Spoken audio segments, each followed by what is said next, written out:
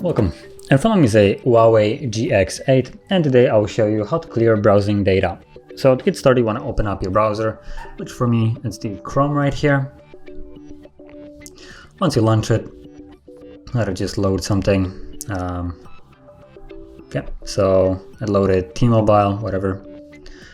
From here, you want to tap on the three dots, as you can see right here, and go into the history. And as you will see, there is only one, which is a T-Mobile that has just loaded. But disregarding that, if you want to remove it individually, all you need to do is tap on the X besides here. But if I do that, I don't have anything else to really remove. So that is the one way. And the second way of clearing entire browsing data would be to tap right here on the bottom actually. And from here you have a couple options. You have browsing history, cache, cookies, saved password, and autofill data. Now you can select and deselect the things that you want to remove and keep.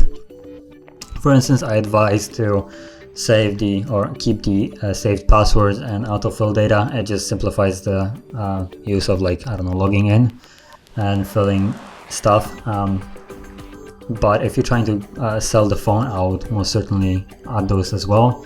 Now, cookies, cache, and browsing history are the primary things that you want to keep selected if you want to clear browsing data. You could probably, for instance, uncheck the cookies and site data, and that will allow you to load those sites a little bit quicker later on anyway. Even though you have cleared browsing history, it will still keep like some kind of lower res images in the background.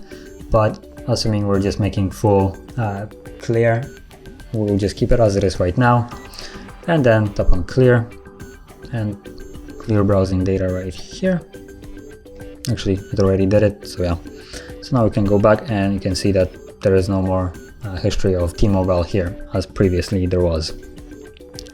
So that is how you would clear browsing data, and if you found this very helpful, don't forget to hit like, subscribe, and thanks for watching.